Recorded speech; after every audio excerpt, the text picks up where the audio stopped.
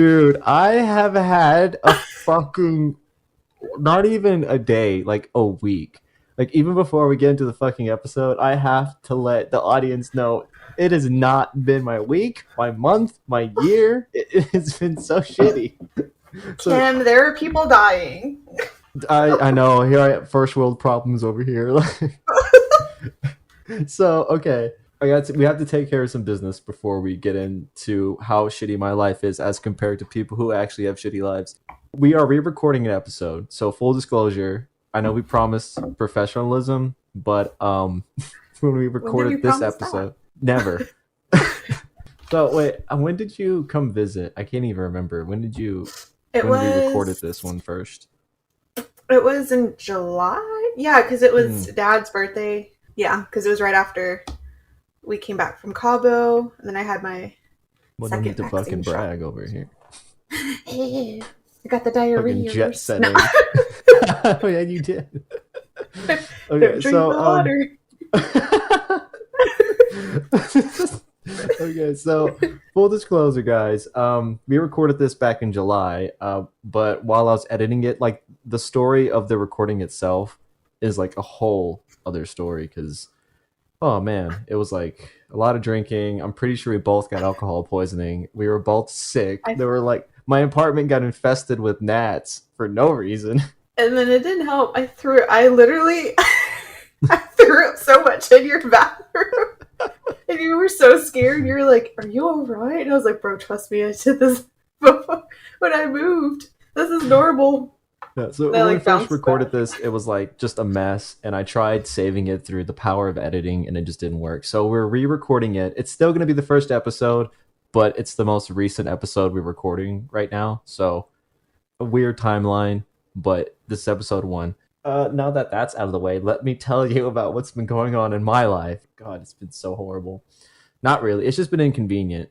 So Danielle was kind enough to give me her 3DS, which I've madly fallen in love with. And I fell in love with it so much that I bought a little adventurer's pouch, a Zelda's Oh, adventure pouch. did you lose it? Is No, that where so this is I going? Oh, no, okay. I thought it was going to be a sad story of how you're like, "I'm so excited," and then I dropped it in the mud and it got run over by a 14, an 18 wheeler or something. no. So the one I showed you was the second one I ordered because the first Oh one I god. ordered got fucking stolen. Where? Dude, okay, so on Amazon, when I purchased the Zelda Adventurers pack, which is the full Ah, name is a whole story, but I put like give to reception on delivery because I don't want it at my front door. I live facing an alley, so they sent me a message at 2:30 p.m. They're like, your package is delivered, and they sent the picture of the package in front of my door. So I called my buddy and I'm like, hey, I'm at work. Can you just go pick it up? And when I hang out with you later, I'll get it from you. He's like, yeah, dude, no problem.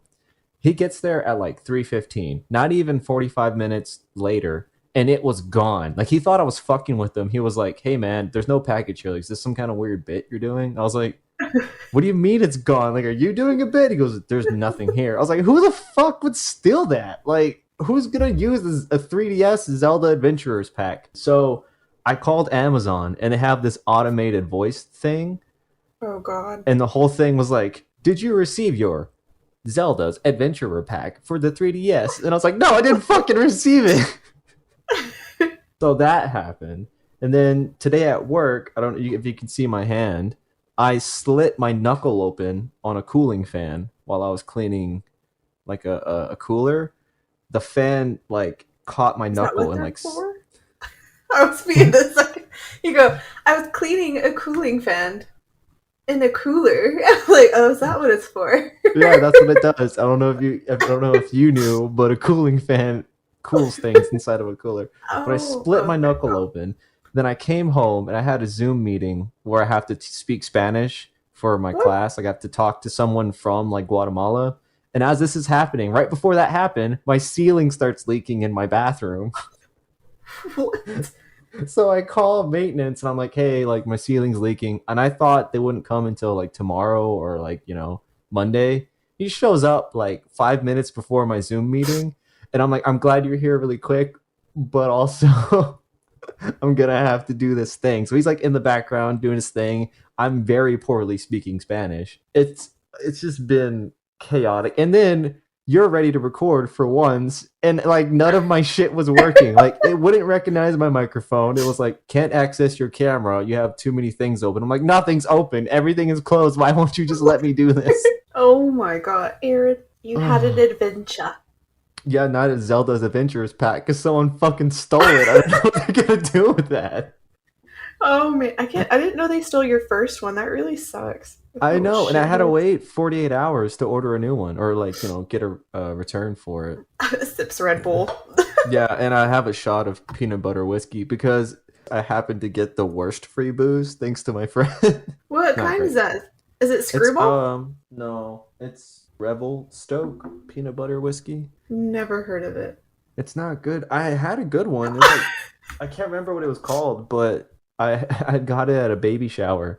And it was like this really cute little mini bottle. And it tastes delicious. We want to take this real quick, and then you can update me on your life and the audience. Not that they care, but also fuck you guys. Like I know this is episode 1 for y'all, but this is like episode 5 for us that we've recorded so far, and I'm already done. Like I'm checking the fuck out. We're not even on a consistent schedule yet. Like there is no professionalism here. We literally, I don't even know. Oh, but anyway, any things that are going on in my life, it's absolutely nothing. I did laundry. Archer, my dog almost died. He's Oh fine now. yeah, he Uh-huh. had what did he have? Like typhoid? What did he have? I forgot. He did not have typhoid fever. Okay, he had, I can't even say it, pancreatitis Oh, or I something. can't say that either. Pink. I can't say that. His little, yeah, his little pancreas was all inflamed, and then poor Bud, his liver values were like too high. So then if that went to shit, and then his white blood cell count was too high. Anyway, $400 later, now he's just fine and being really rude to me. So I don't think he appreciates It's like I saved his life, you little fuck. I know. I was Oh. like, you literally almost died. But that's about it. Applied for new positions within my job. I'm trying to become no contact, no customer contact because I'm burnt out. I'm over it. I don't want to. I don't want to talk to people anymore. I mean, I'll do it. It's part of a job. I'll do a damn good job at it. But, bro, I'm like, I'm done. You know, it's so funny. So this is the first episode people are gonna hear. However, on the fourth episode, like I just got done editing that one. We had just started our new Mm-hmm. jobs, and you were like, "Yeah, so far it's not so bad." Like we were all like jovial and happy. So look out, guys, when you guys get to episode 4. Actually, from this episode to episode 4, everything's gonna be fun. But right now, I think we're in a weird space where life has just kicked us in the nuts. So It literally. welcome to It's Somber real weird. Spirits, where we don't have a timeline or any kind of fucking structure of anything. I didn't even think we introduced ourselves. Oh, I didn't even do the fucking intro. We just started ranting the I shit just went out. off on one. I might even. This probably You're won't even like, stay in the episode. well, hi, hello, welcome everyone. This is Somber Spirits. I'm Danielle. I'm Aaron. This is the show, our first episode where we get drunk and tell you spooky stories, and I also bitch about my life. Oh my I know, I just goodness. realized that. I was like, wait, this is the first episode and we didn't even introduce ourselves because we've already done it in the past other episodes, but I feel like you still have to. I don't know. Yeah, well, 'cause like I said, this is our technically our fifth episode, so we've kind of already gotten to the groove of just going at it. It's going to be a little But flippy floppy when they yeah, we're post. just releasing this one first because we already said that the other episodes were 2, 3, and 4, and that'd be weird if you. Maybe we should stop saying the number of the episode in case Sure. this in case this happens again. Oh, God. Oh my goodness. Okay, so where was I going with that? I have no fucking clue. Oh yeah, what are you drinking? You sent a picture, but I Oh, was so frustrated with my laptop, I didn't look at it. yes. Apothic Dark. Ooh, I like that. It's like a red blend. Even the Mm-hmm. little cork, it's like all, it's black. It's really cool. But that's not what's in my cup right now. it's, a, it's a What was different the wine. what was the episode? What? I don't even know if we kept it, but there was an episode where you mixed two wines. You're like, well, it's half of this bottle and then like a splash of this bottle. I was like, what Because the I fuck? ran, because I ran out of one. I didn't realize I left like this much in one of the other bottles, and I poured Hmm. it out, and I was like, "What the shit?" And it was like maybe like a knuckle high, like it wasn't even that high, because obviously people listening can't really see the wine, and so I was like, "That's not enough wine." So then I cracked open another and just kind of mixed them. I mean, they were red blends anyway. It's just a blend of more wine, so It's just it's fine. blending, boy. But what's in that glass you're drinking right now? I don't remember. That sounds correct. That's a good answer. You win $200. But I'm also drinking a red blend. It's called Charles and Charles. I haven't tried it yet. Right now I'm drinking a Red Bull and slamming a beer because, boy, why not? Wine and Uh, not. why not? So I think I've done enough bitching. So I'm gonna go ahead and just dip into it. Do you remember anything about this case? Because that Honestly, no. I really don't though. that's Um, good. like I remember some parts of it, but then I was also like super buzzed, and I was just like, oh yeah, and all I really wanted to do was play the game we were playing, like where you cook. Oh, overcooked. Yeah, Overcooked. Like I literally just wanted to play that game and go to sleep, but I was like, no, we have to record. And then I kept like dissociating in the middle of some of the sentences. Like you'd be talking, and I'd have my little glass, and I'm like, oh really? Oh. So yeah, I don't really know too much, and then I didn't even bother to look up because I was like, okay, yeah, I don't want to No, ruin it. that's good. That works for both of us. We're just gonna get down to the nitty gritty because it's the first episode. First episode shenanigans. Woohoo! Oh my god! All right. So today I am covering the tragic life and death of Sid Vicious and Nancy Spungen. I think I definitely asked you this before, but do you know who Sid Vicious is or anything about him? You asked me when you first recorded, and I said no, and I'm gonna answer the same way. I really don't know. I Awesome. forgot. Bro, a Okay. lot's happened since then. So, Sid Vicious was the bassist for this punk band called the Sex Pistols, and I got Oh, super interested. Yeah, I got super interested in this because I saw a movie based on him, which I'll get into later. But I'm gonna go ahead and just like dip, just heads in, head first into the kiddie pool, crack my skull open. Let's do it, baby. Okay, oh. so you're like, oh, I thought it was gonna be like a nice little, just a little. What is it? What do they do at Dairy Queen? They dip the cone into the chocolate. I thought you were gonna make it all sweet. You're like, I'm just gonna hit my head on the bottom of the pool. Crack it wide open. Like, damn. When did we become so hardcore? I'm over here thinking in my head, like, ooh, Dairy Queen with the little, they do the little dip and the little, you're like, whoa. that's how I do. Well, now I do. Did you hear it? Oh, yeah. Did you hear the bloop? Look, listen. Too little. That's what she said. Oh, why did I become French there for 3 seconds?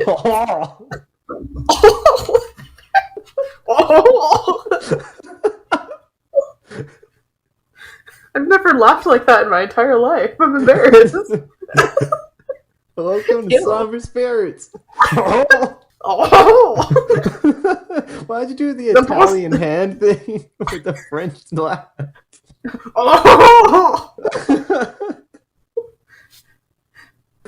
This is why we don't get invited to nice dinners. We're just like, oh. We still, even when we do go to nice dinners, like when our Thea and Theo take us out, we're still like, oh, Oh, we're I like think it's little because mutt. we get so nervous around fancy stuff that we have to make fun of it, so we become children. Oh, speaking of fancy stuff, I know you were about to start. I'm so sorry, No, it's but okay. I'm here for when this. so Michael and I, when we went to go eat, we went to go eat at this Brazilian steakhouse, and it's called Brazo or something like that. Hmm. And they give you, well, actually, we went to Fogo de Chao. We've been there a few times, but the first time I ever went there, so they give you these little like pinchers. like little tongs, little baby tongs. Oh, okay. And it's where they just bring meat around, they cut it off, you literally eat your heart out. Like you eat everything. And With the tongs? so and let me get to there.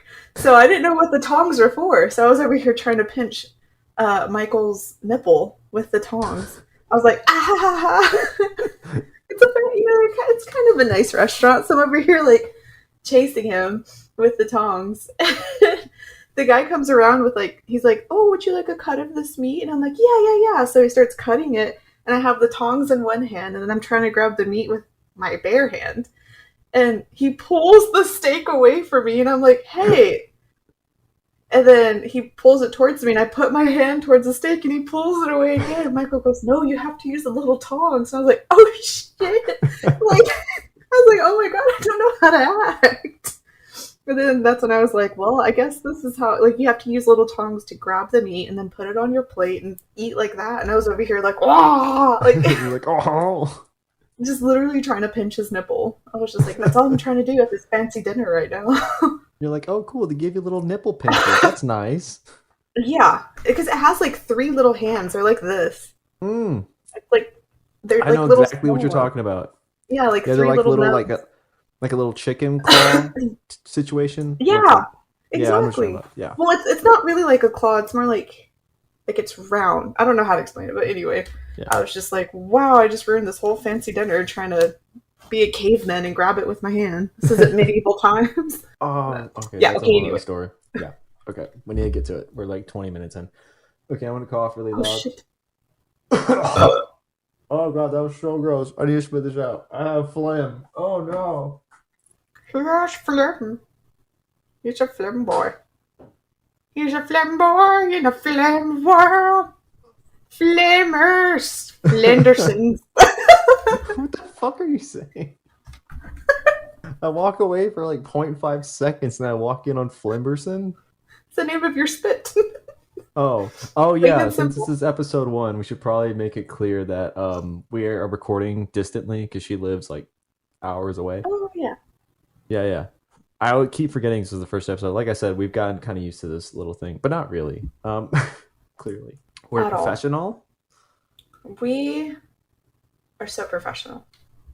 So Like professional. we keep up with everything. When's our first Absolutely. release date? Honestly, I was shooting for November 20th because that's like the year anniversary of the conception of the podcast. So okay. theoretically, this will be coming out November 20th ish, maybe earlier. Depends on when I get it done editing it. Okay, Oh, so okay. All right, go Sid ahead. Start. It's Vicious. already 20 minutes. I know. Yes. I don't want to digress anymore, but we literally have done this so many times where we're like, oh yeah, this may be like just a short episode, probably 50 minutes, and then it's like fucking 2 hours. For real. All right, so Sid Vicious. Sid's birth name was John Simon Ritchie. He was born in Lewisham, England in 1957. His mother, Anne, joined the Royal. I hate R's. I hate R's. The Royal. Royal. The Royal Air Force. Okay, that's fine. His mother, Anne, remember that name because I'm going to be saying it a lot and I might forget that that's the mother. So, Okay. Anne joined the Royal Air Force after dropping out of high school. Like, this seems sort of cool. It's like, okay, she drops out of high school, joins the Air Force. She is a piece of human garbage, and you'll find out later. His father, who was also named John, was a guardsman at Buckingham Palace during the day, and at night he played trombone in a jazz band. So his father was a musician as well. Unfortunately, after Sid was born, his father John left the family, and Anne and Sid moved to Spain in 1965, where Anne married Christopher Beverly.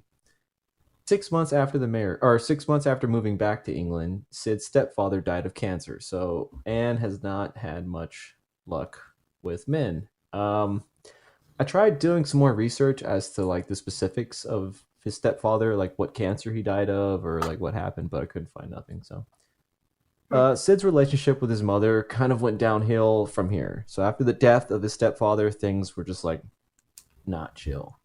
Allegedly, his mother used to use Sid to smuggle hash from Spain to England. So she would like tuck blocks of hashish in his like uh, like kid bag or diaper bag. And he was like Oh a little wow. drug mule, yeah. And that's how they made their living. Was she was selling pot and like drugs that she would smuggle using her child. So she's not mother of the year exactly. Yeah. Like you could say that. It's So not doing so hot. his mother's own addiction to heroin and his early exposure to drugs would later play a huge role in his life. The two lived in multiple places around England, like they just moved around all the time. And Sid attended a few different schools until finally attending Hackney Technical College, which was a very pivotal point in Sid's life because this is where he would meet his best friend and future bandmate, John Lydon, aka Johnny Rotten. The two became quick friends. So this is another John. So it's Sid's real name is John. His father's name is John, and his best friend's name is John. So I'm gonna try to keep it all together here, but well, I'll just call They're him all Lydon. John. Yeah, actually, that comes in later. But so John Ooh. Lydon, I'm just gonna call him Lydon, so we don't get everything mixed up. Lydon describes Okay. Sid as a David Bowie fan and a quote unquote clothes hound, claiming, quote, it would be midwinter and bitter cold outside. He wouldn't wear a jacket because he'd buy this new shirt or something. He had to be seen in this shirt, end quote. So Sid, even though being like a punk rock icon, was sort of a fashionista. You know, he was like, "Hey, girl, like, look at You me know what? strut my stuff." You know all I So can think. Wearing the shirt out in the cold and the nipples are hard as rocks and just the pinchers. Now that's all I'm thinking, Gosh, Denise the Sid. And I'm like, ah! Like he in was Twilight, home. where I know, no, in Twilight, like whenever what's that one vampire where he's like, young Bella, and he goes, Oh, ah. fuck. What's his name? I know the actor, but I can't think of his actual or his like character name. That's what I would do. See him in the shirt, Sid. So Sid was out here mad nipping with his dope ass shirt. No, he just loved fashion. Like he was really into like what he wore and stuff like that.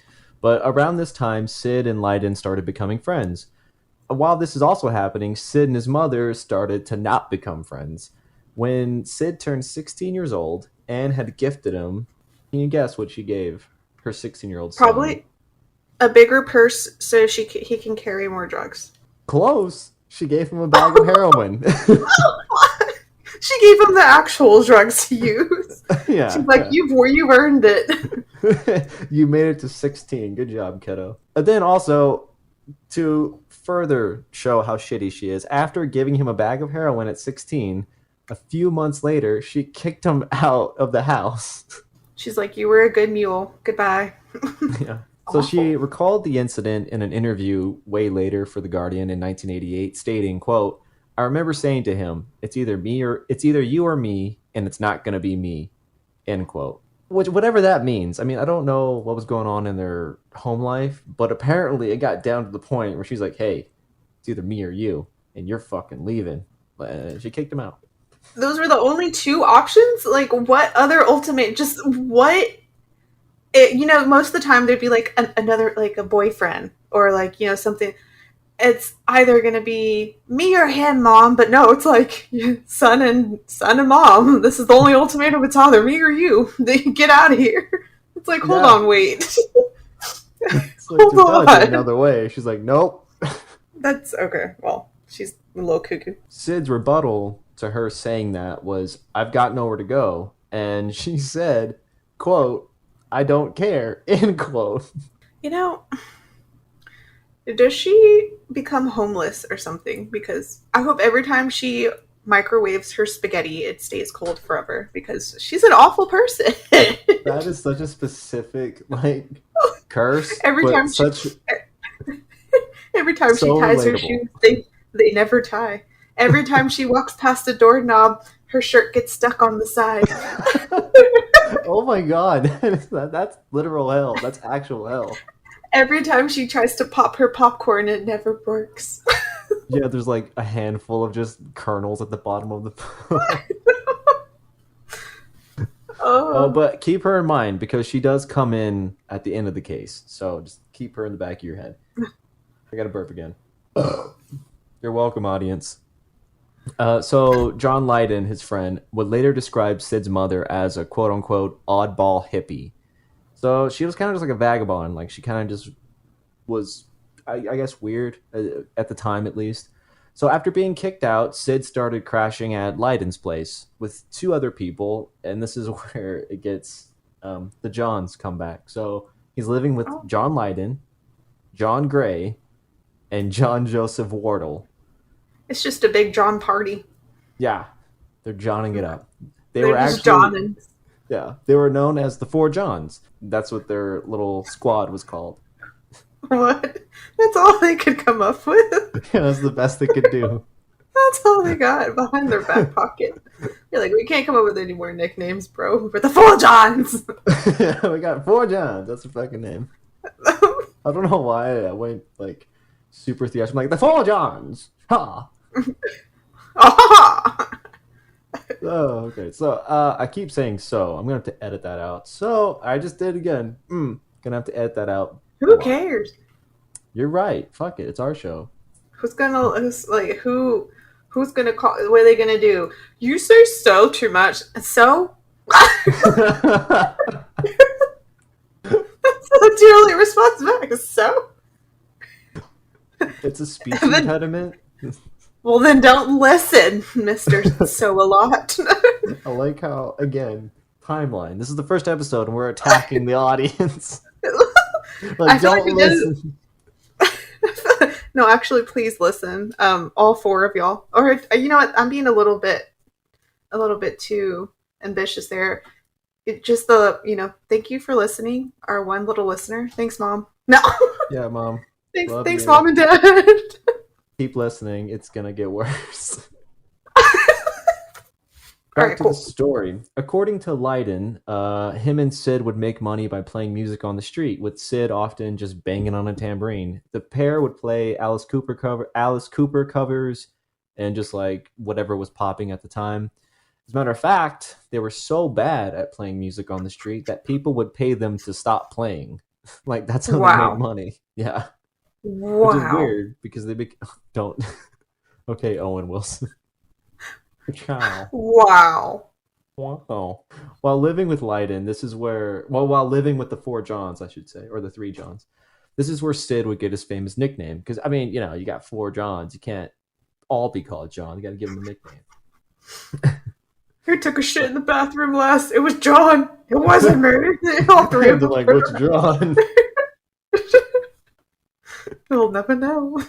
So he got his nickname while living with these people. He had been petting Lydon's pet hamster, which was named Sid, after Sid Barrett, who was the co-founder of Pink Floyd. And he got bit by the animal, and he like throws the hamster down, and he said, "Sid is really vicious," which Lydon found funny because he described the hamster as quote the softest, furriest, weediest thing on earth end quote. And thus that's how Sid Vicious got his name because they just thought it was funny that he was like, "Oh, Sid's vicious," and they're like, "Ah, that's your name, Sid Vicious." Well, it stuck. Yeah, I mean, it stuck. He became a legend. So, a little side note: during this time, Chrissy Hind, who is the lead singer of a band called the Pretenders, was trying to find a way to stay in England because her visa was up. She's an American. I don't know if I probably didn't mention that. She was an American staying in England, and her visa was up.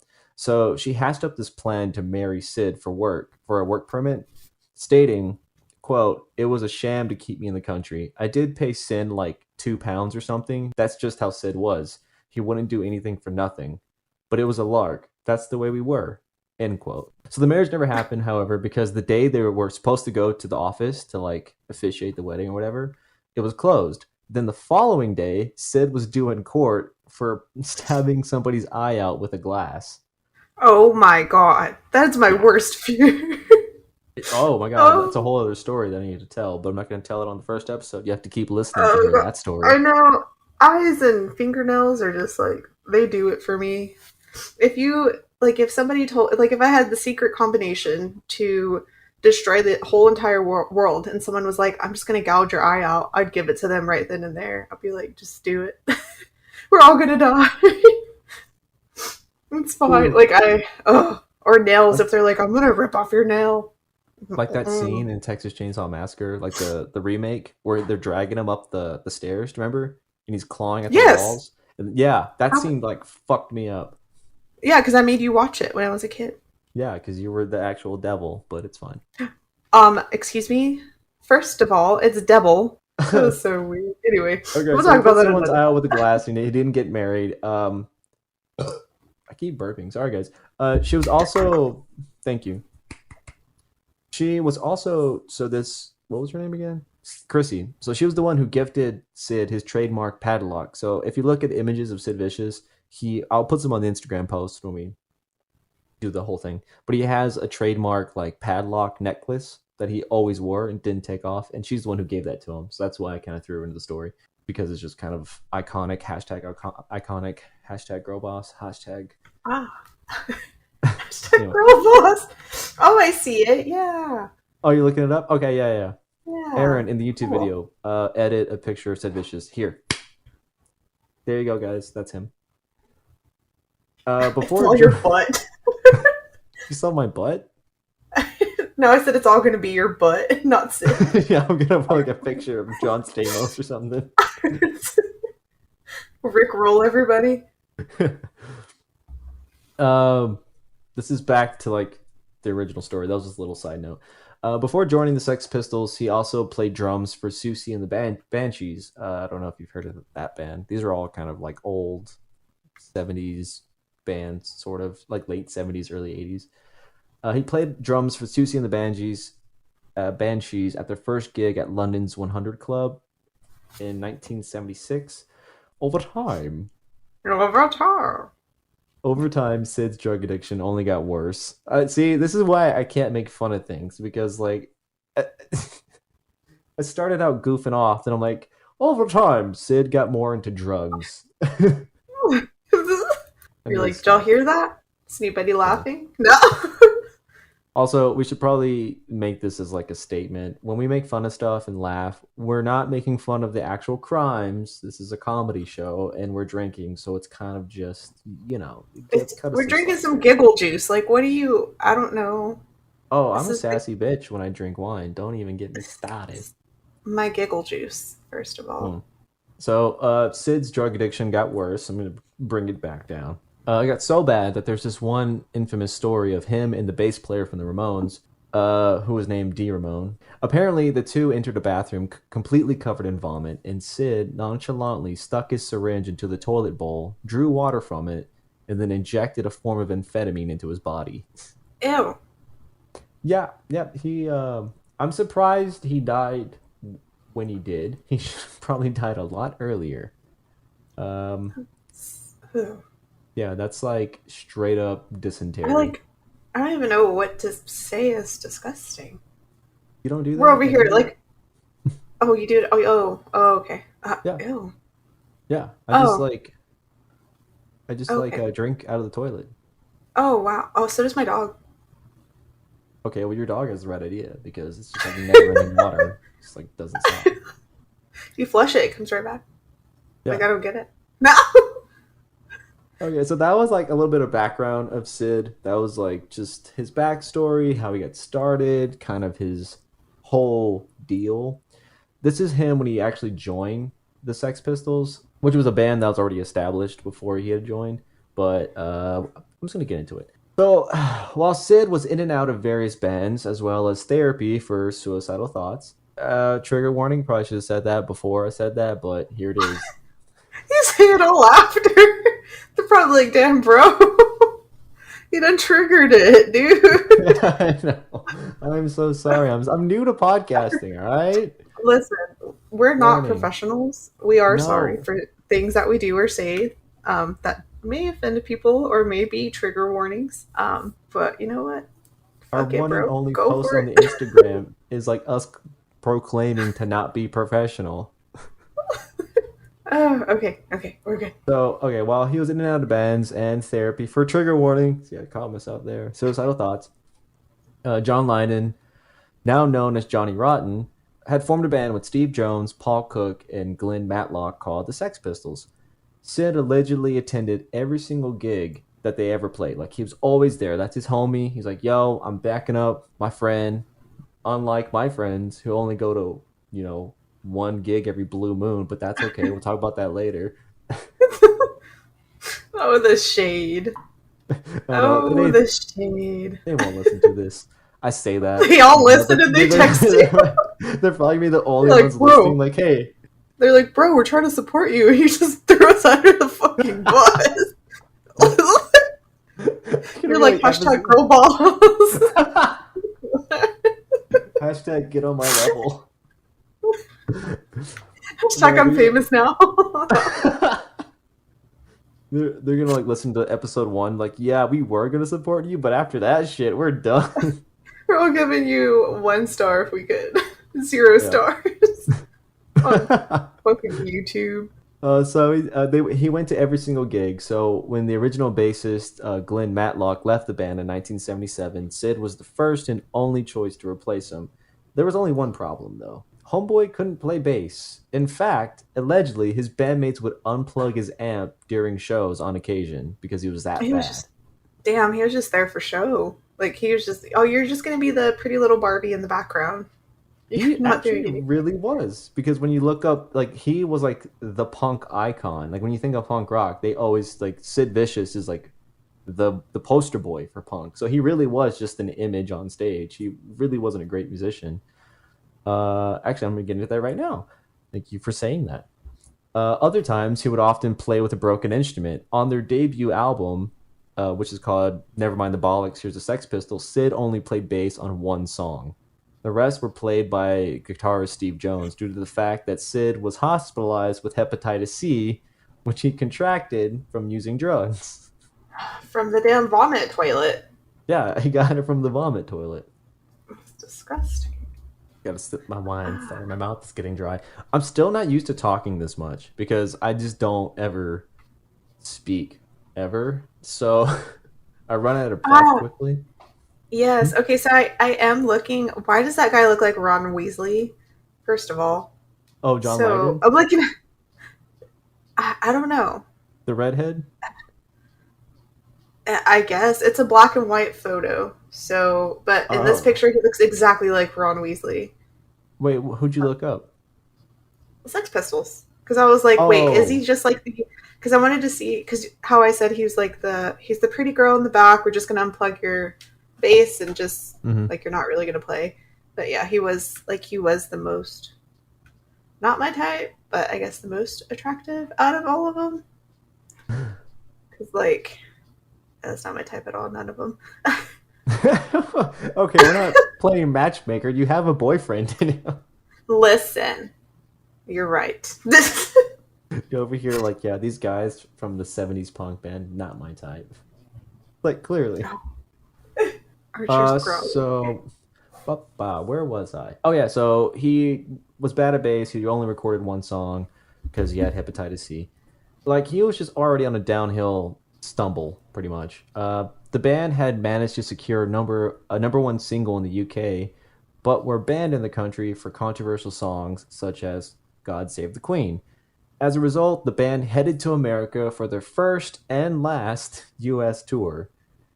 During this tour, things began to fall apart for the band, as well as Sid, in case they weren't already.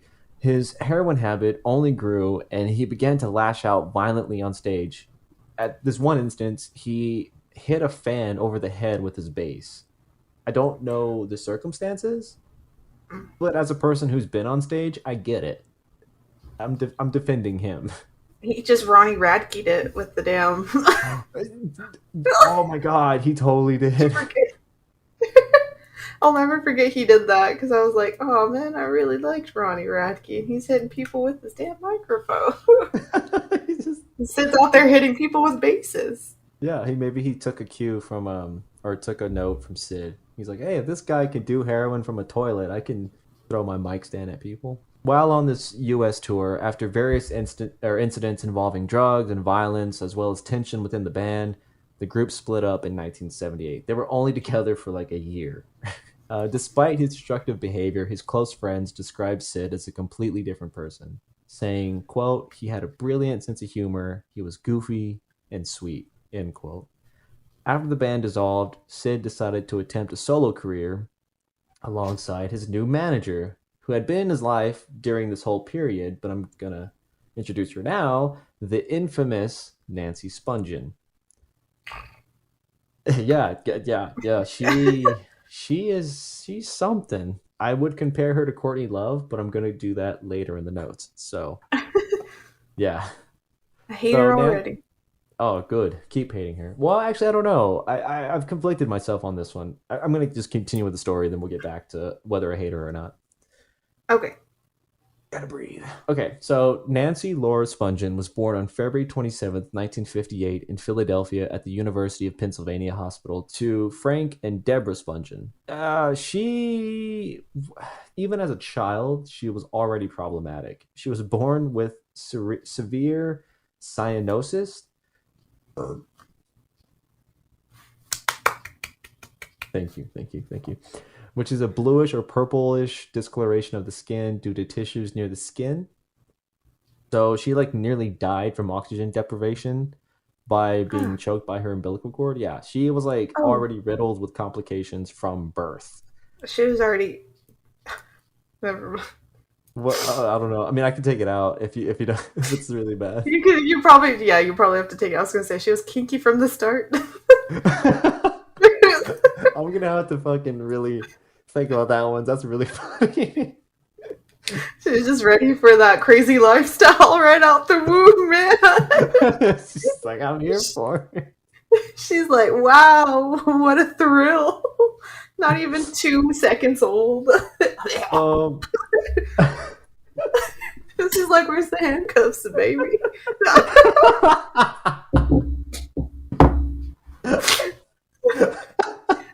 She's like, wow, where's the They're like, handcuffs, they're mom? like, they're like, how's this baby speaking full sentences? Nancy, The doctor's stop. like, the doctor spanks her whenever she gets out of the womb. She's like, She goes, yes, more, please. ooh. Yeah. She's like, ooh, again. After that whole mess with the umbilical cord and almost dying, she apparently suffered no brain damage, although I think is a little debatable given, later when I describe her life. But I digress. The Spongens, so a little background about her family, were described as a typical middle class Jewish family living in the suburbs of Philadelphia. Her father was a traveling salesman, and her mother would later go on to own an organic food store. So go, Debbie. You're out there being progressive. I don't Wow, think that she's was a boss girl. yeah, she was like a hipster before hipsters were things. So go, Deb. Nancy was a handful and a half from birth Every time, to every what? every time you start to say her name, you take the biggest gasp, like you're an uncept, like you're so upset with her and her life choices. You're like, Nancy. It's like, Upset about damn. her. You're like, God. Okay, Oh. I'm gonna try to go without saying her name with disappointment. No, keep on. It's great. So from birth to adulthood, she was just like such a handful. She supposedly was a very difficult baby, much like you, having been said to throw in insane crying fits and temper tantrums Hey, late into childhood. hey now. Hey, that's a low blow, man. I, They left I'm you in a church. because I was so quiet. I was such a silent boy. That's true. That's why. He fell asleep. My grandma, or our grandma. Sorry, I'm used to being an only child. Um, our grandma and our mom left him in the church. They drove off, and then they had to go back and get him. But yeah, I actually did cry a lot. It was kind of embarrassing. Her temper tantrums were so bad that she was prescribed a barbiturate or barb. I can't even pronounce it. What did you call Barbiturates. me? Did you say a bar bitch? You went? No, I That is can't say rude. it. A I know it's really barbiturate. hard. I think so. It's got, but it's a depressant. Like it's to curb her violent behavior. They basically prescribed her. I can't think of the adult equivalent, but they gave her drugs to make her less violent as a child. As an Huh. adult, Nancy was known to be extremely loud and infamous for her fondness for screaming, which was evident even as a child. Her mother once said, quote, I know it's normal for babies to scream, but Nancy did nothing but scream, end quote. So, along with her excessive screaming, she was also very violent. Homegirl was just like on a rampage. At a young age, she allegedly threatened to kill a babysitter with a pair of scissors. Oh, what fun. Yeah, I don't know what the circumstances is, but she was just like, "Yo, I got these safety scissors. I'm about to throw it into your jugular." Damn, they're dull too. That hurts more. Got to put some force behind it. You So have to. she even attempted to attack her psychiatrist, and even once attacked her mother with a hammer. Oh, man. It was that umbilical cord, man. It set her off. She just That's what I'm started the world thinking. wrong. I'm thinking like she must have suffered some type of neurological damage during this whole like almost dying as a baby. Like it must have cut off some oxygen to her brain or something. I mean, I'm not a doctor, but Frontal right? lobe just never fully developed. Like it just, she's missing. I don't know. That's, Out oh, here trying to kill everybody. I Uh, know. Giving her erratic behavior, her parents quickly enrolled her into a therapeutic boarding school, which she ran away from and attempted, trigger warning, suicide at 15 by slitting her wrist with scissors. Mm-mm. After this attempt, a psychiatrist diagnosed her with schizophrenia. This diagnosis is not like confirmed. I couldn't really find any medical records because I don't know if that's legal. I don't know if I could legally access her medical records. But from one of the sources I found, they said she was diagnosed with schizophrenia. Despite all of her things going on, it was said that she actually excelled in school. Even though she was expelled at 11 later in life, she actually did really well up until then. Yeah, I mean, she did okay. So she was expelled, but she did so good that she was able to attend college at 16 because she went to another school, and she was actually really smart. She just was not. Just little shithead. Yeah, she was a troublemaker. Yeah. Uh, so she attended college at 16. However, this didn't last long because 5 months later, she was arrested for buying pot from an undercover cop and Oh, storing stolen property in her dorm room. Yeah, what did she steal? I don't know. I couldn't find out. Like they didn't all the sources. See, that's the problem with doing cases this old is they don't give you a whole lot of detail of stuff because I mean I guess they just didn't write it down. I don't know. Mm-hmm. Well, that makes sense. But there's two accounts of what happened. Some sources say she was expelled. Other sources say she dropped out. Regardless, by the time she was 17, she found herself as a groupie, living the lifestyle, just following bands all over the place, and eventually ended up migrating to London. Upon arrival, she was generally regarded as, you guessed it, loud, obnoxious, and unlikable. Oh, damn, that poor girl. Damn, your glass is full. I don't want to refill. I just want to have like a big glass I can keep sipping. I'm over here So just like, woohoo.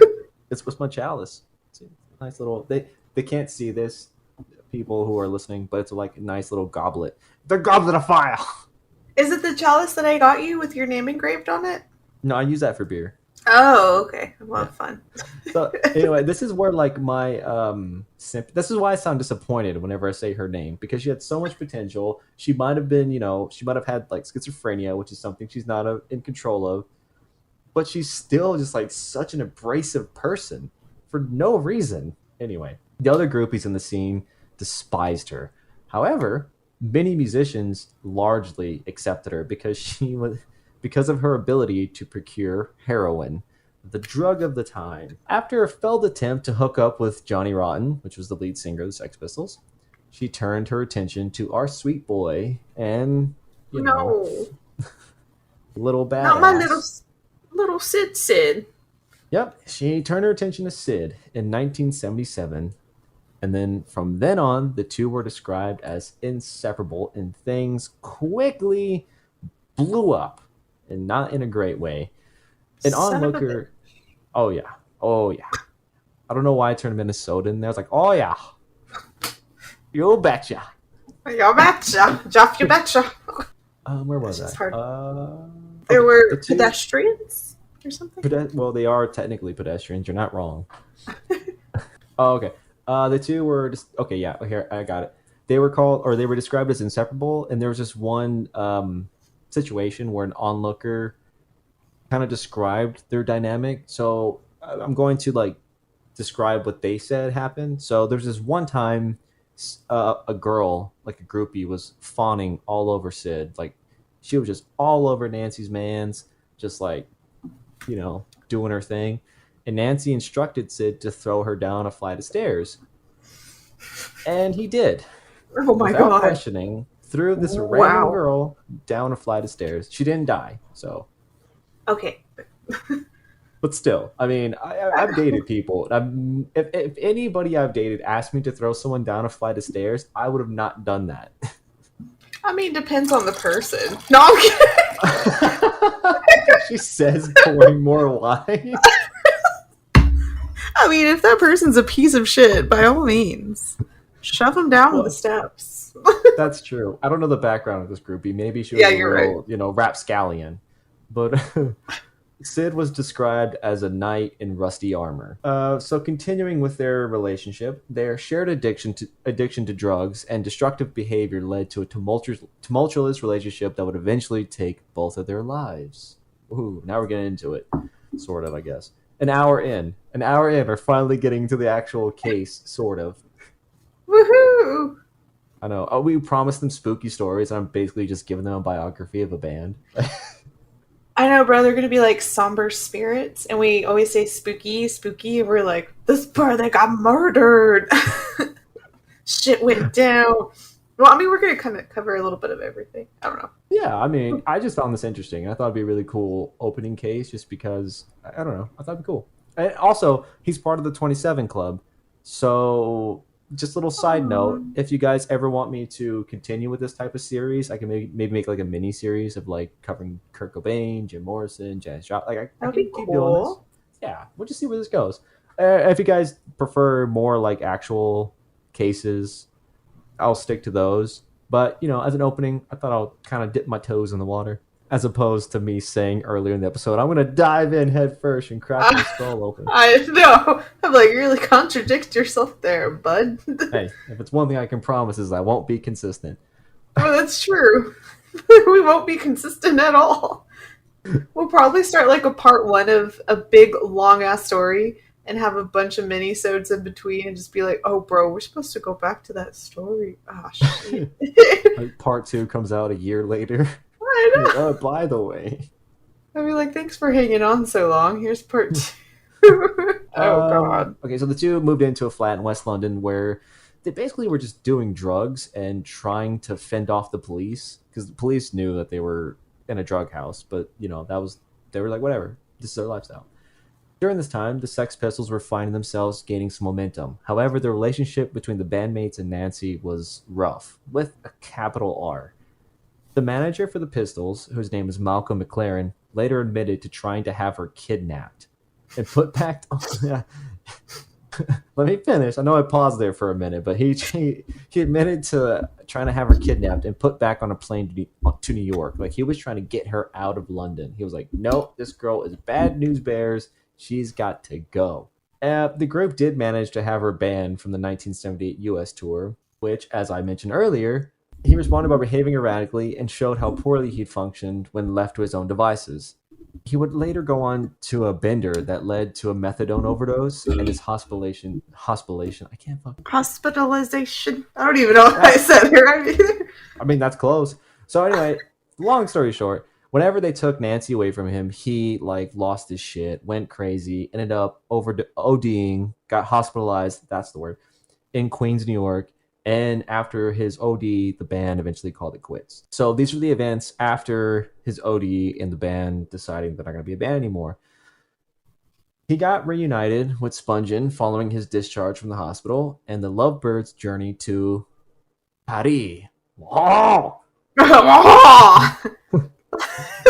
So they moved to France to film this mockumentary. It was like a movie kind of that was supposed to be a documentary, but it was also like a joke film. It was like some art film, I think. It was called The Great Rock and Roll Swindle.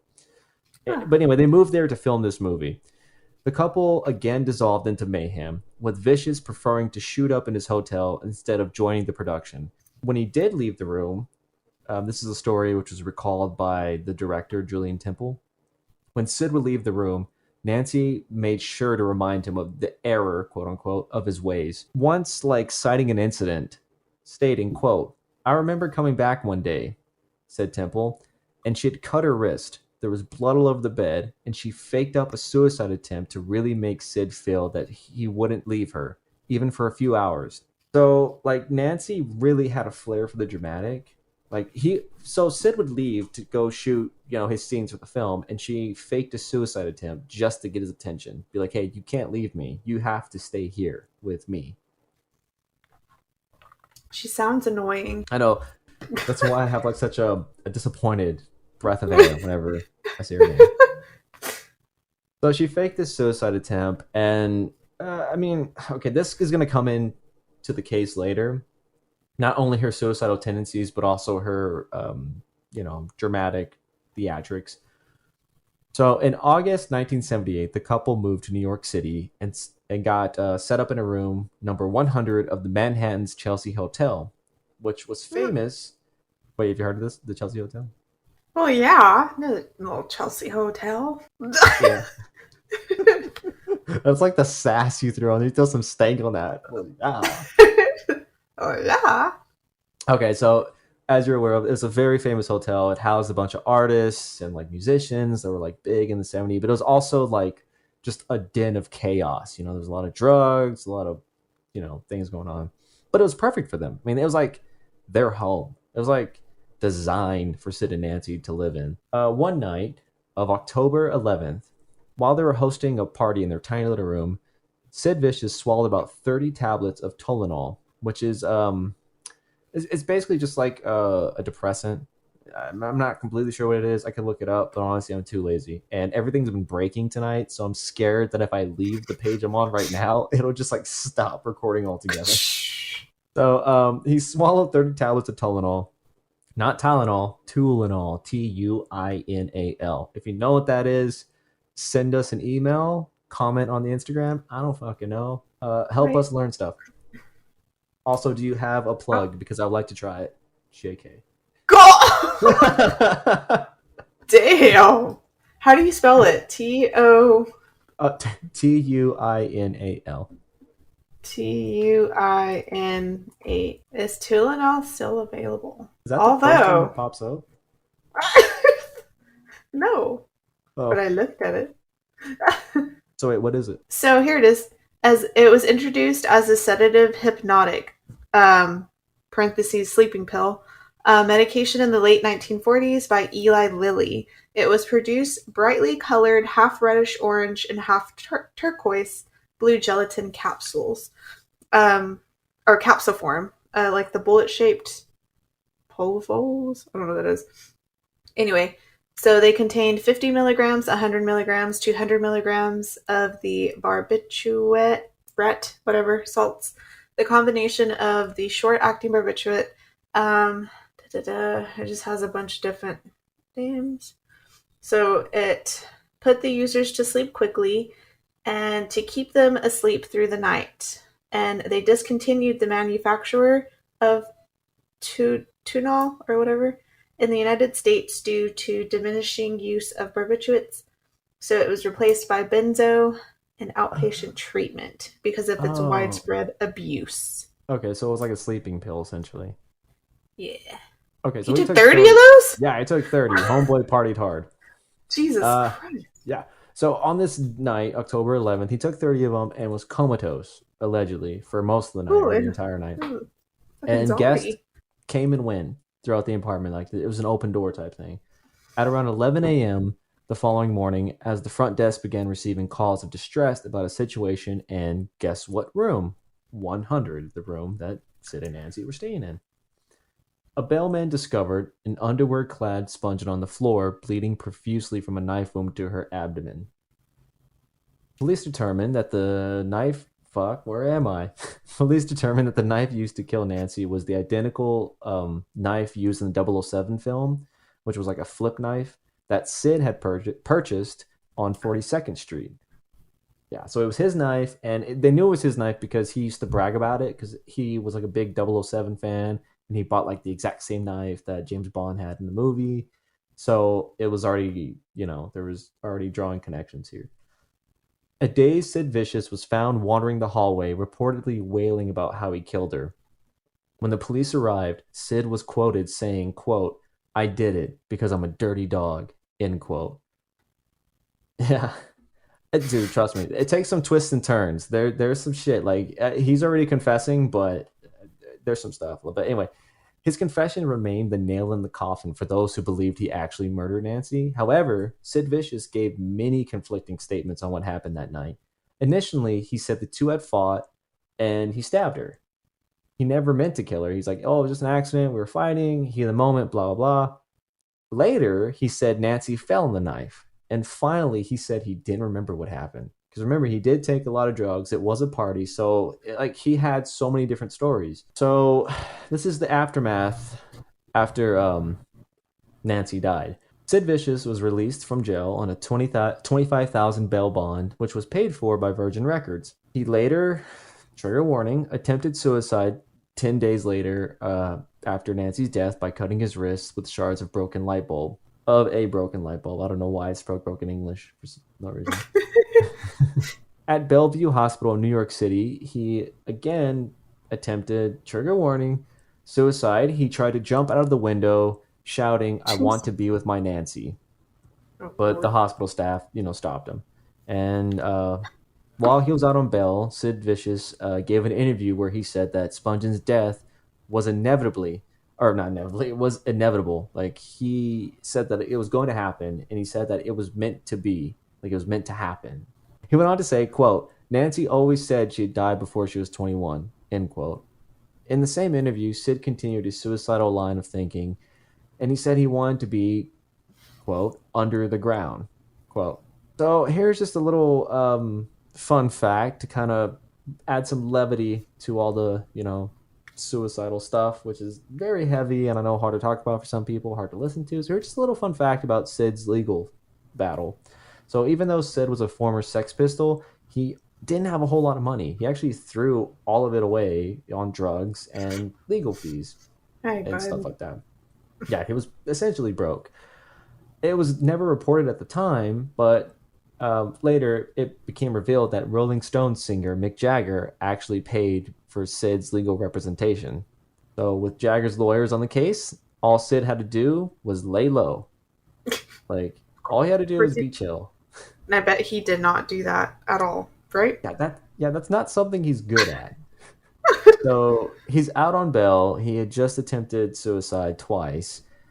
On December 9th, 1978, Sid Vicious attacked. Okay, so before I get into the attack, Patti Smith is another musician in the scene at the time. Just a little background. But he attacked her brother at a concert in Jeez. New York. I don't know what the reasoning was, but he attacked her and he got arrested and sent to Rikers Island for a 55-day detox program. So after his time spent in Rikers Island, he was bailed out again on February 1st, 1979, and placed in the custody of Sex Pistols manager Michael McLaren.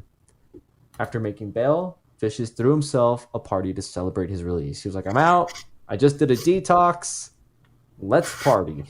This guy, I mean, I don't know. Same thing with Nancy. I don't know whether to love them or hate them because, like, I know they had their own mental issues and their own things going on, but at the same time, they keep making the same mistakes. Like, you think they'd learn. I Um, don't know, man. Some people just don't learn. yeah, and we haven't even gotten to how Nancy died. This is just kind of the aftermath. I mean, nobody. I mean, no spoilers. So anyway, He throws himself a party. He was unaware that it would be his last party. However, Oh, Sid, Jesus. oh yeah. It's getting pretty hairy here. So his friends and his mother gathered for a party in Greenwich Village. Greenwich. God, I hate that I have troubles with R's and W's. Greenwich. That the thing in New York. It's like super expensive there. That's like all old money. Yeah, exactly. Like, yeah. Mm-hmm. So they throw a party in that area of New York with his new girlfriend, Michelle Robinson. According to reports, the party was very small and they made spaghetti and Vicious had a few beers. Like it was supposed to be like a cool little kickback, apparently. However, that's kind of not how Sid rolls. So things started to get a little bit fuzzy. Later in the night, members of the New York punk scene all showed up. And Sid Vicious started taking copious amounts of drugs in spite of his recent detox. Vicious even managed to score heroin that was allegedly 80 to 98% pure. Oh And it was God. this, yeah, and it was this batch that would actually lead to his death. On February 2nd, 1979, he was ruled dead by heroin overdose.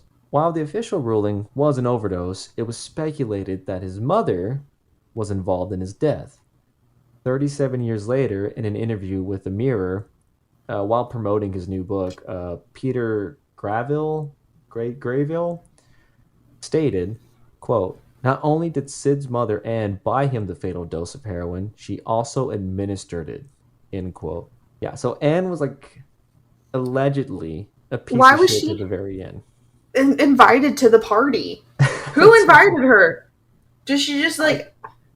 How did she keep up with the Kardashians and just like decided to show up to that fucking party? Like that's like what I want surprise, to know. motherfucker. Who gave her that invitation? She kicked him out of the. She was like, "It's either you or me." He should have been like, "No, mom, it's either you or me. You gotta like bye," and then kick her out of his party. Like he had every right to do so. Ah, Yeah. gosh, Uh, she kept up with the Kardashians and she found him. What the hell? this I hate her.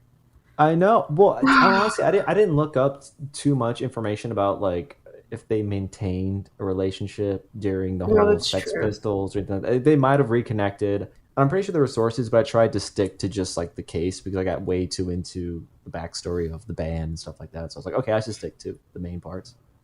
Yeah. But anyway, so it was alleged that she administered the fatal dose to him. Yeah. Okay. So why this is like kind of this investigation kind of hit like a wall was because Anne, I don't know why I put Beverly instead of her fucking name. So she died of an overdose in 1996. So she Oh. was unable to confirm or deny whether she gave him the drugs or not. Moving on to Nancy's death, Sid never stood trial. So if Sid Vicious had actually gone to trial, maybe he would have given some light as to what have happened. Maybe he went back to jail. Either way, we'll never know what actually happened that night. We're gonna get into the theories for Nancy's death, but here's some alternate theories to Nancy's death. Number one was Sid was unconscious.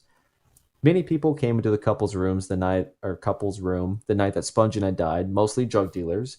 Both Spungen and Vicious were addicted to heroin, and friends pointed out that there was no heroin to be found. The couple tried to buy whatever drugs they could find to get high. They were going through withdrawals. They were like, hey, I just want to get high. They invited everybody over.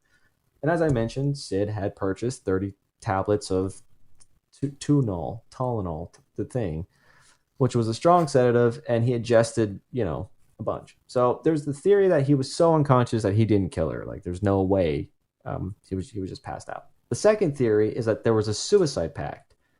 After Vicious died from an overdose, his mother Anne found a suicide note in her son's possession. In the letter, Vicious explains that he wanted to reunite with Nancy. This letter also states that the couple made a pact, leading friends to believe that the two actually made a suicide pact that went wrong. We know that Vicious tried to slit his wrist a few weeks after Sponge's death, and the couple did tell an interviewer for a magazine that they planned to kill themselves months before their death. So, this is Hmm. where, like, I don't know. Like, it could have been a suicide pact gone wrong because they did tell an interview that they were planning to kill themselves together. Like, that was their deal. Hmm. But who knows? His mom. Oh, what's up? I was gonna say, and the thing is too, we never know what's said behind closed doors. So Uh-huh. they could have had a conversation like, "Yo, let's do this thing. Let's make this like pregnancy pact and just go through whatever Say and just pregnancy fucking pact. yeah." It's better than saying the other word, Oh but yeah, I guess you're right. like yo, bro, let's go through with this pregnancy pact and just fucking let's do it, and then like I'll stab you first and then I'll who knows what they said behind closed doors, or just being that Nancy could have said like, "Oh, I'm not going to live past 21."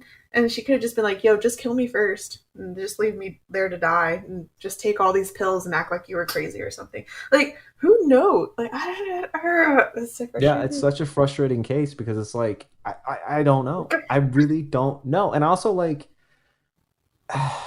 it's just frustrating. Anyway, so Anne, like after this interview or whatever, Anne had contacted Sponge's parents after finding the note that Sid had allegedly written, that's not a word, asking if Vicious could be buried beside Spungen, but her parents refused to allow it. Anne got vicious, got vicious, yeah, Anne got vicious. And No, and got Sid cremated secretly and sprinkled his ashes over Nancy's grave. So I know, like, we've been making fun of it and like really joking around and stuff like that, but it is a tragic story that these two, died under such circumstances, and young. we really aren't making fun of them or trying to like bring them down or anything like that. We're just trying to add some levity to the whole situation because it is a horrible story. I mean, two young I people know. died that didn't need to die. Like this could have been very easily prevented. So just throwing that out there. I know I hate to bring the mood down, but I just want to make it clear we're not making fun of dead people. We're just trying to not be sad while telling these stories. Exactly. If we were to do this podcast and be sad the whole time, well then, I mean, I already have help, but we need more help. Yeah, with better help, use code Somber. We don't even have a single sponsor. I hope we don't About get one sued box for of that. God, I hope not. I bought one box of HelloFresh and then canceled my subscription because I was like, maybe I'm gonna manifest this in the future. Maybe they'll sponsor us, and then I'll just be getting boxes for free. That'd be so cool. And we just talk about them all the time because I mean the meals looked pretty cool, and we didn't get to try one. We need to go eat Chinese food, but it was fine because I did a lot of laundry. But anyway, This is another theory: is that Nancy did kill herself because it's very possible she had attempted suicide multiple times, and she had the tendency to get jealous and try to get Sid's attention, and that was kind of her way of doing it. There was a musician and DJ called Howie Pyro who was with Vicious at the night on the night he died, and he believes that Spungen was probably responsible for her own death. He has stated that he does not believe Spungen was above stabbing herself just to get Sid's attention. Both Spungen and Sid were known to self mutilate, and her stabbing herself can't be ruled out. So that's just another thing. Like maybe he was so zoinked out on drugs, and she was just trying to get him to pay attention to her. So she, took it to the extreme, and it ended up in her passing away, and he was unable to help her because he was so messed up on drugs. So that's another theory. There are a couple more. There's a theory that there was a man who actually killed her. So, days before Nancy's death, the couple had come into quite a bit of money. Not a whole bunch, but a reasonable amount. Vicious had just been paid in cash for his royalties for the remake of his. He covered Sinatra's song "My Way," which it's an okay cover. I've heard it. I'm not a fan, but at the time, I can see how it was a bop.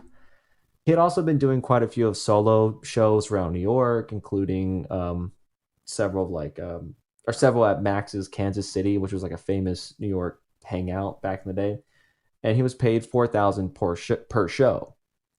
So they were kind of papered up at the time. Like they got the muns, they got all the muns, huns. They you got the got the paper. dollars.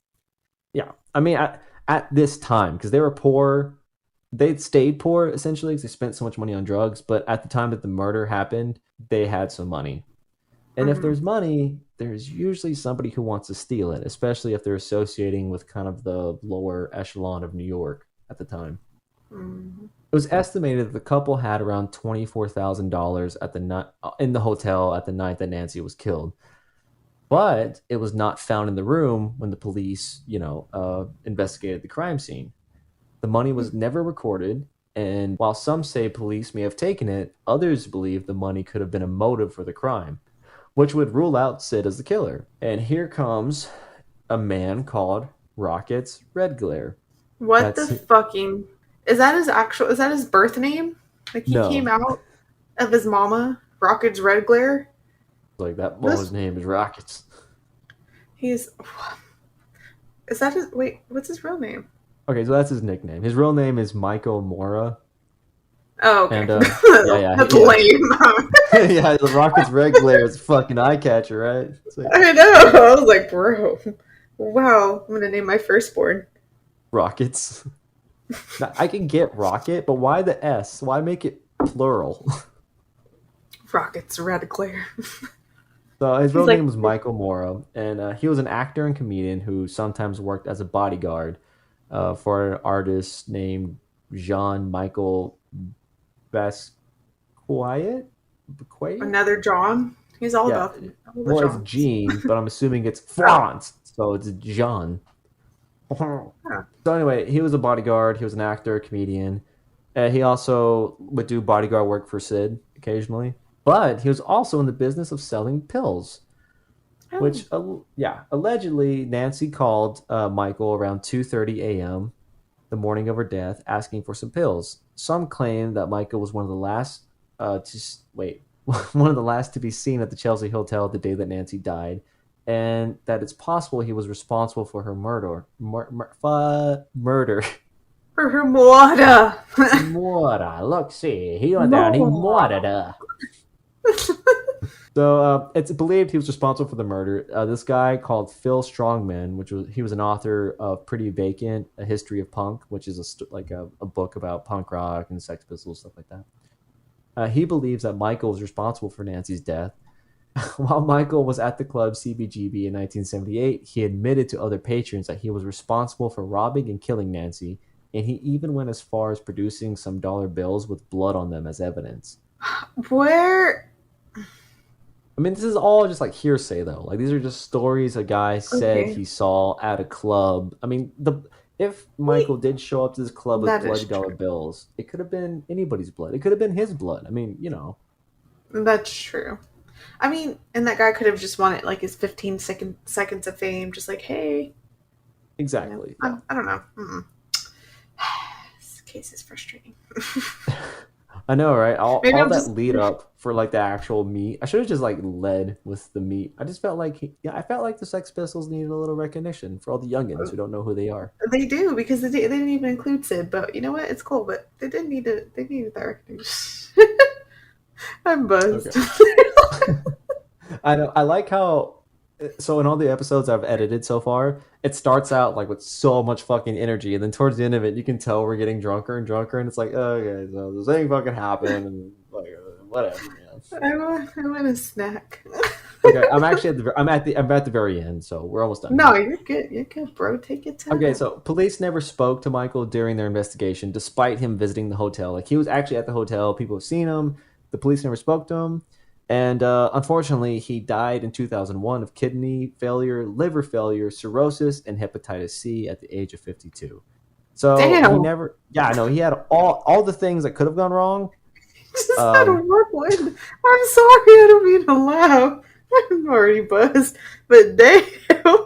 It's like the doctor is deathbed, bro. We can't. Like, we can put you on the wait list, but you need to be on another wait list for another organ. Like, I you mean, need, that's a lot of things. he Poor made it to bud. 52. I mean, that's kind of. I I mean, with know. all that going on, that's a pretty big bucket of win. Yeah, for real.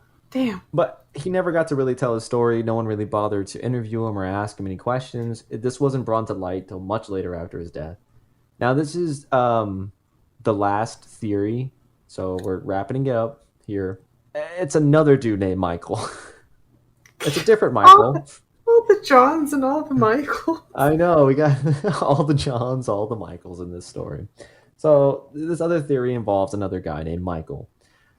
It's re- damn, slam that glass like Thor and shit. Another. So they placed this blame on another dude called Michael. Michael, he has no last name because he was kind of just some wanderer, some dude. He was a young drug dealer who was acquaintances with Nancy and who was staying on the sixth floor of the Chelsea Hotel. Michael was also in Nancy's room the day that she was killed. So Michael returned to his room, and one of his roommates recalls Michael smiling and saying that Nancy was in a body bag and that Sid had killed her. Michael was also carrying a large wad of cash, which was tied up with Nancy's purple hair tie. The roommates told others that they shared the information about Michael to the police, but nothing ever came of it. Michael ended up checking out of the hotel shortly after and was never seen of or heard of again. Like, Jesus. again, this is all hearsay. Like, he has no last name. There is a record of Michael staying on the sixth floor, but back then, they didn't have electronic check-in. You just kind of wrote your name down, and that was your room.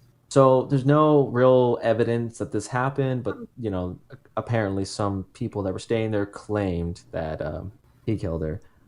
As to whatever happened to Nancy that night, no one will ever really know. Same thing with Sid. He could have OD'd himself. He did have suicidal tendencies. He was also a very heavy drug addict.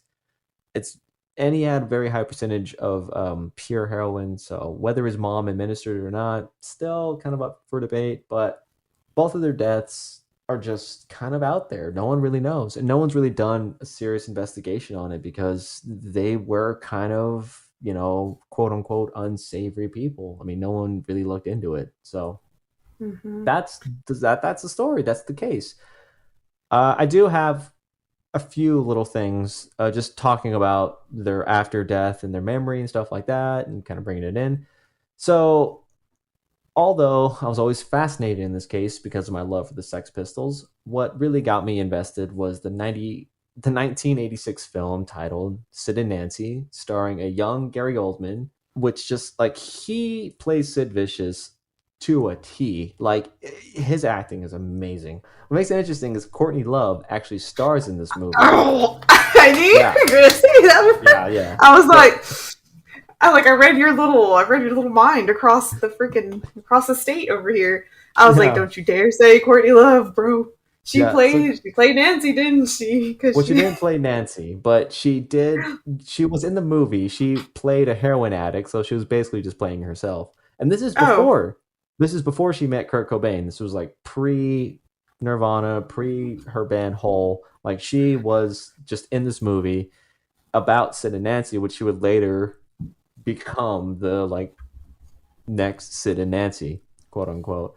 So that's another case I might cover, the whole Kurt Cobain thing. But no, for sure. I thought it was a little funny side note that Courtney Love just happened to be in a movie that kind of Reflected her life in the future. yeah, exactly. So that's the end of the story. Thank you all for enduring this fucking stumble down a hill. Again, Let's. listen to what? Sorry, you go. I feel like I've been talking. You take over. I don't want to take over shit because.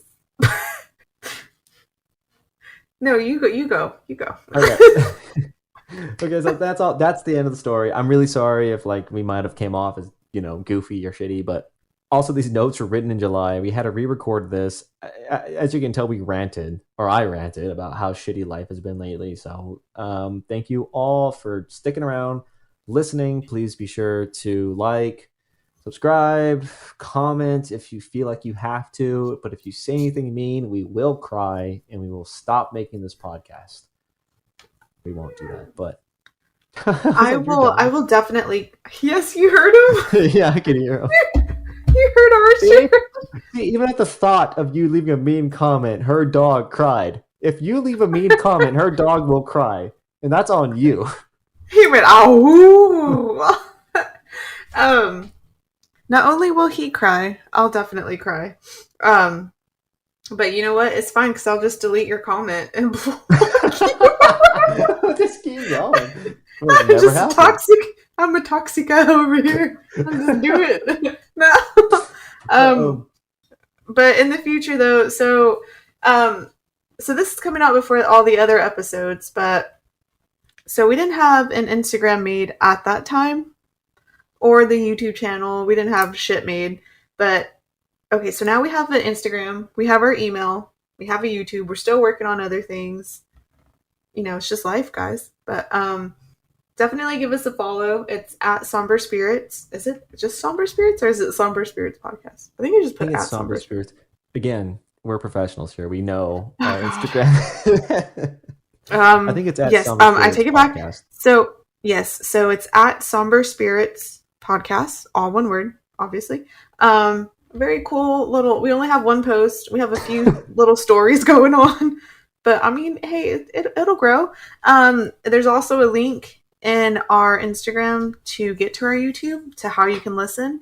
And once we get on Spotify or hopefully Apple or podcasts on an Apple, hopefully we can get to that. On Just an need to figure Apple? out the technicalities in an You said Apple. on an Apple. Yeah, you can listen to our podcast directly on an Apple. Just plug your headphone jack directly into and Granny Smith. You can't do it with any other Apple. It has to be a Granny Smith. Nothing else. Yeah, Yeah. and you So can hear our podcast. Yeah, we have a yes, sponsorship with Granny Smith. Actually, speaking of which, if you use uh, promo code Somber when ordering Granny Smith's apples, you will get nothing. You you're, will get you're absolutely nothing. at your local HEB. Yeah, your local ATV. Everyone, they're like, bro, what? Anyway, yes. So I don't. I don't know what else to do. Yeah, I literally chill here the whole time and listen to your story. Oh, in the future though, so it's not going to be this one. So I'm going to actually start doing mini-sodes. Because I don't have the stamina to talk as long as Aaron, because I talk all day on phones. So I like to chill back and get fucked up. And, but in the future though, I'll definitely do mini-sodes. We'll probably do those before Aaron does his spiel, his little thing, because, you know, Aaron's more organized and he's a little bit more professional than I am. So mine will be just like a little sprinkle of things. So yeah. well, actually, the mini episodes will probably release individually. We'll probably just put them out. Right now, we're looking at releasing one full length episode per week and maybe like one mini-sode. I don't know, maybe like twice a month if you're feeling up to it, something like that. I don't know. We're talking business on Yeah. the podcast. So we'll probably release that midweek, maybe like on a Wednesday or something. I don't know. We're still figuring things out, but definitely give our Instagram a follow. Follow our YouTube channel, as Danielle said. Email us too. Oh, shit. Yeah. Fuck yeah. Thank you. Yeah, we have an email. What's our email? Was it Somber Spirits Podcast at Gmail or is it just Somber Spirits at Gmail? I fucking don't know. Hold on. Exactly. It's Somber Spirits Podcast at gmail.com. So I mean, I'd be really surprised if we get actual email. I'd be like, Aaron, it's spam, and then we'd probably delete it, but then we'd add it back. But please email us. We'd love if you want to give us some stories, any recommendations. There's a few things I'm looking at personally. I would love to listen to. What the fucking bug is that? I would love to listen. Hold on, I gotta kill a bug. Hiya! Did I get it? Oh my god, look at it. Oh, wait. What is Wait. that? Wait, where'd it go? Oh my god. Oh my god, did I drop it on myself? Ah! Where'd it go? I killed it. For sure killed it. You know what? Did it follow my gloves? Oh, my wine. Okay, I lost my train of thought. I'm sorry. Oh, you were saying, oh, send us an email of like story suggestions. We don't just cover murder cases. We also cover like paranormal, UFO stuff, cryptids, anything that's kind of in the realm of spooky or supernatural. Like, feel free to send us your own personal stories because we would like to start doing listener stories, which is I know it's kind of copying other podcasts, but we find it interesting. It's a way for us to connect with an audience. So if you have like a story. A paranormal one or like a UFO one, feel free to send it in to our email, but please put it in a subject, like put the subject title. So that way we can organize it and keep everything kind of all put together. Also, feel free to send us movies we should watch because one of the things we want to do is start doing movie reviews. So we would prefer it if it's horror, but oh, sorry, Dino, go ahead. I have a few I want to cover. Yes, Oh, movies. okay, yeah. So we'll definitely do mini-sodes on those too. So when I do mini-sodes, they'll basically be everything that we talk about. Movies as well. So yeah, just give us all those suggestions and let's take off from there. Yeah. Again, I cannot thank you guys so much for listening and sticking with us and all this chaotic mess that we've put you through. Oh no. I guess this is us signing off. I know the episodes after this have like a catchphrase, but for the life of me, I cannot fucking remember what it is. Was it like stay boozy and stay something? Stay spooky and boozy. Stay spoozy. Stay Stay boozy. stay loosey boozy. I don't know. What was All right, it? well, I guess we'll see you guys in the next episodes, which were actually the earlier episodes, as we've mentioned 1,000 times. So enjoy your night, evening, day, drive at work, whatever the fuck it is. We're just happy to be in your ear holes, delivering you the goodness. So until next time, I'm Aaron. And I'm Danielle. And this is Somber Spirits, you motherfuckers. We love you. Good night. Okay, bye.